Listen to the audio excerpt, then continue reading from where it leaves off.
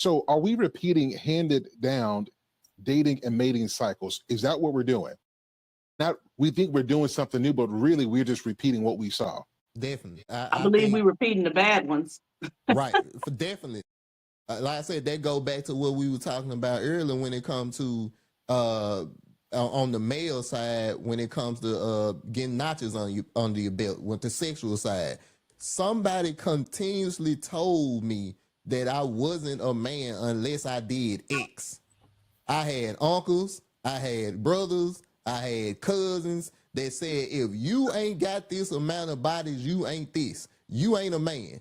So of course it was, you take on the ideals of people that's around you.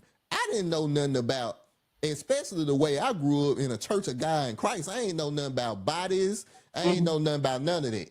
So all of my influence was teaching me, you not a man unless you have X amount of bodies under your belt. So that's what I ran with.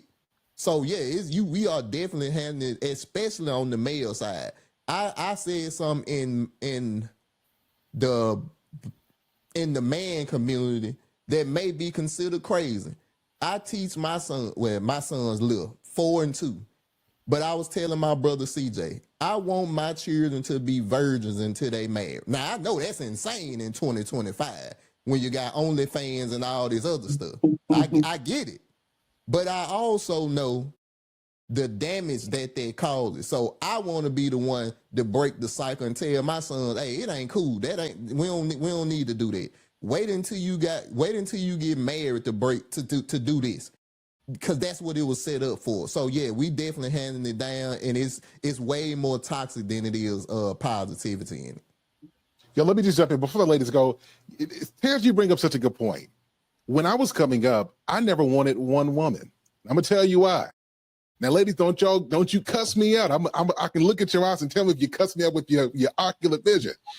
It's because as I was coming up, I didn't really see a whole lot of peaceful wives who spoke kindly and who was decent and respectful. It was just temperamental and angry and could barely get a decent meal. Folks not wanting to clean, ain't never happy about nothing. I mean, you could say he could have been better, but some of them dudes was trying. And it's like nothing was good enough. And it was because she had stuff she didn't work on. And so the gentleman that I saw is like, you keep a couple of them. You got your main, and then you got the ones who you have fun with.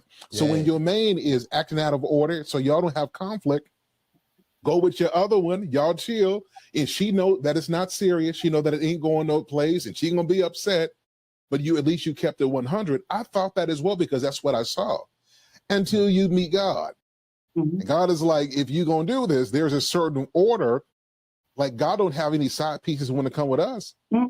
And if anybody had the right to, he did. Yet he chose us, and he's committed to us. And so if we're going to be men of God, then we have to do that. I'm simply saying that when you're around something, you really do adopt that mindset. And even you adopt feelings you've never felt because that's what you're around.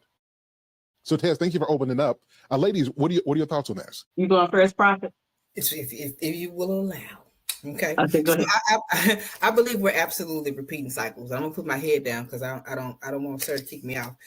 We just put fake designer clothes on it and on generational trauma, and then we call it preference, right?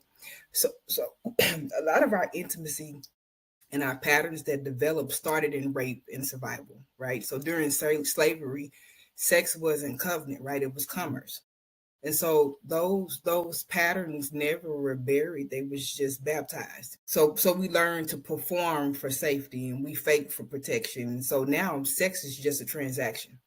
And so you have people now that aren't even planting seeds. It's just they collect and supply, right? They jumping from bed to bed, not because they are in love. And it's not because God told them to. God didn't tell nobody to secretly fornicate with people, whether they men or women or married or not. It's just you running low on egotistical adoration. So here you can use this later, sir. The king of lies is ugly and he stink. But what he doesn't do is he doesn't create new tactics. He just rebrands old traumas. So we're repeating cycles, not because we wicked, it's just because we wounded.